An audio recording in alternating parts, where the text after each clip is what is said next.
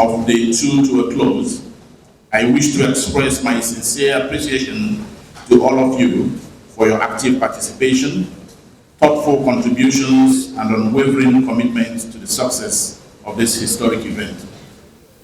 Over the course of today's program, we have witnessed the beginning of what I believe will be a transformative journey for Nigeria, for Africa, and indeed for the global community.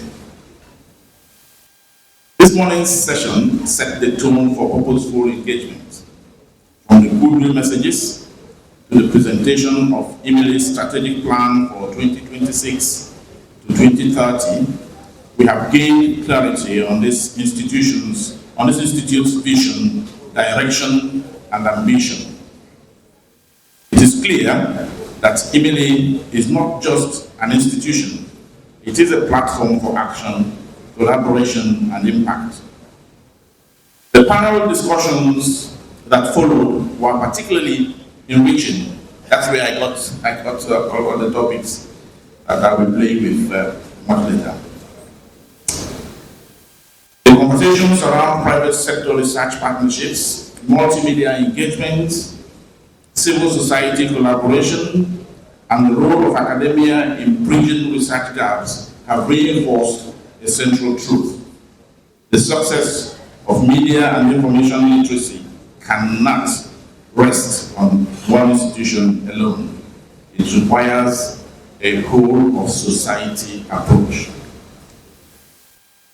What stood out clearly from these discussions is the shared recognition that media and information literacy is no longer optional. It is essential. In a world shaped by rapid technological change, artificial intelligence, and the constant flow of information, the ability to think critically, verify facts, and engage responsibly is fundamental to the health of our societies and the strength of our democracies. The interactive session further demonstrated the depth of expertise and commitment present in this room. The insights shared, the questions raised, and the perspectives offered will no doubt help shape IMILI's future work. The establishment of IMILI comes at a time when the world is grappling with misinformation, and the erosion of trust in institutions.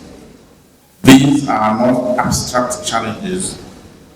They have real consequences for peace, for security, for governance, and social cohesion.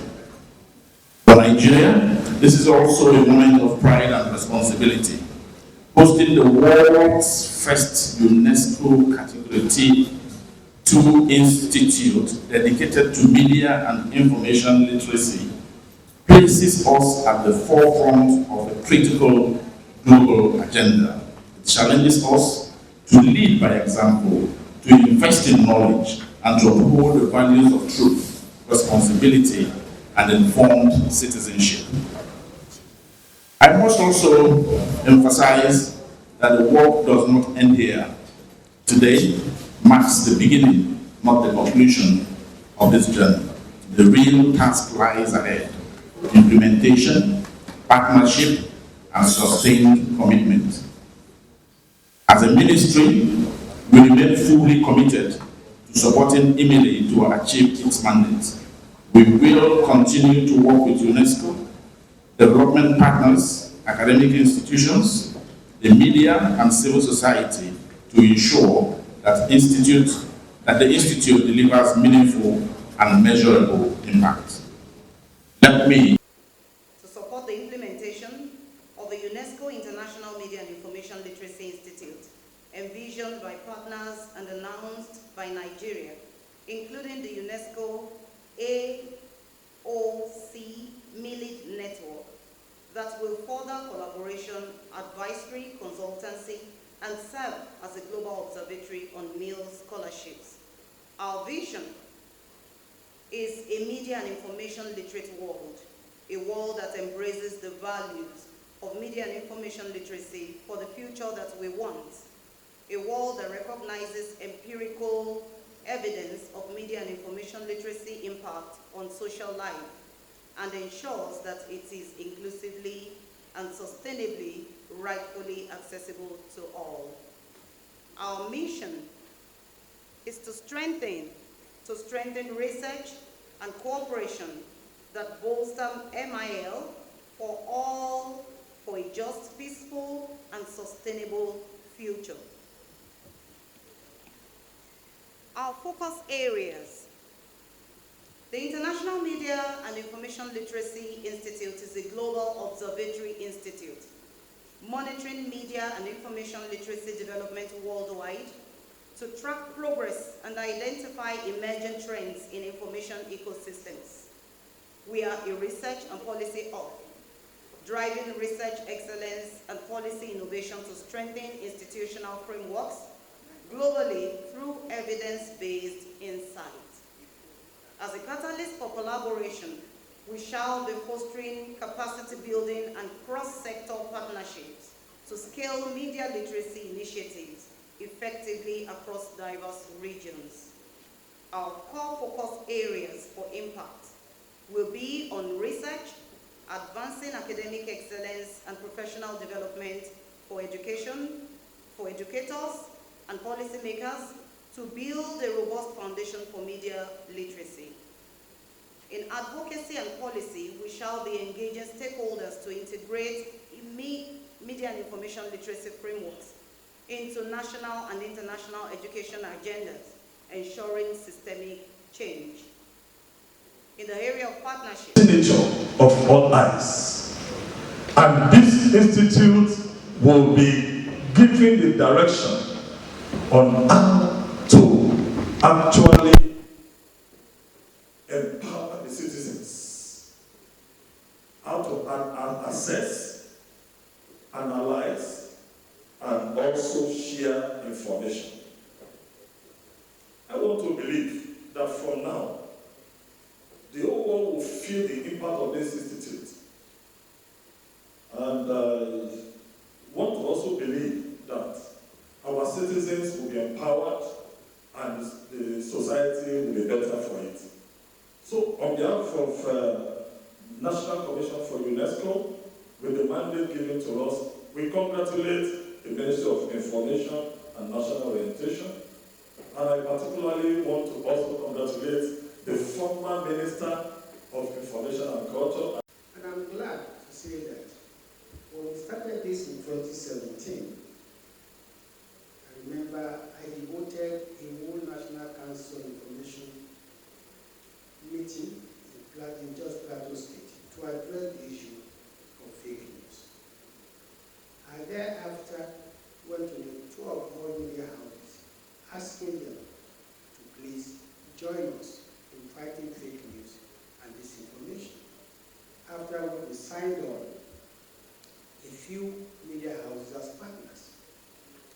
Regrettably, our critics thought regulation is censorship.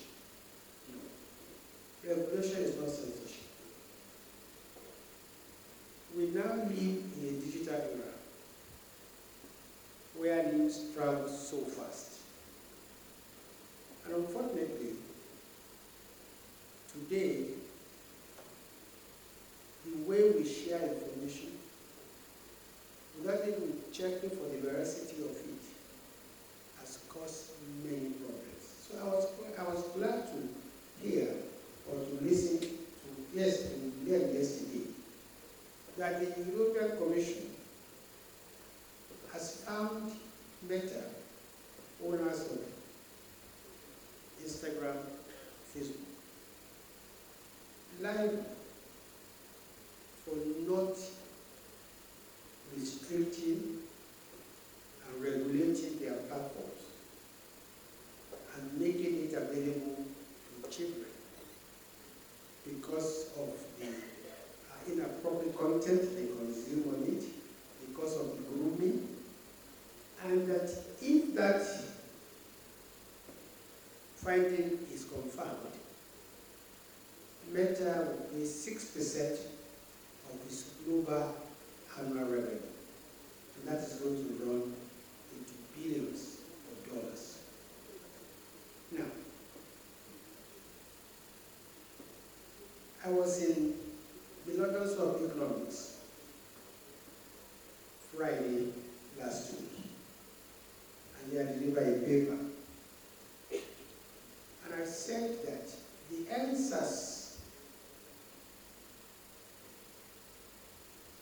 saga was driven more by fake news than by what actually happened. During endsars, all platforms, Instagram, Facebook, Twitter, X, were all used to actually depict or to say that soldiers went with all it and massacred Nigerians. No.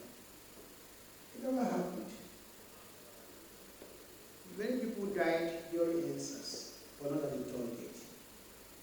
As a matter of fact, we have on record that 52 civilians died, 36 soldiers were killed, 36 policemen were killed, 7 soldiers lost their lives, properties were destroyed, but not at the toll gate. The power of fake news is such that once fake news starts, it can never be overtaken. I know that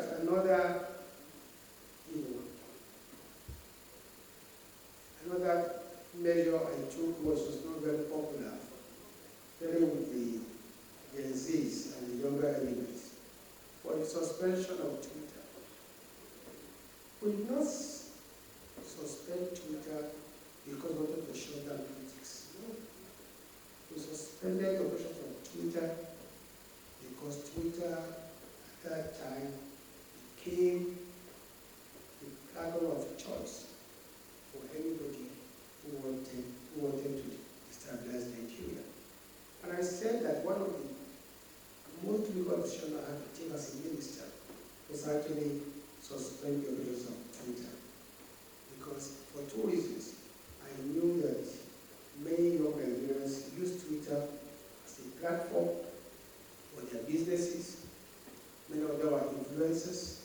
And of course, I was also worried about the optic that we were restricting democracy and probably limiting freedom of expression. But in anywhere in the world, where there's a conflict between private interest and national security will always take precedence.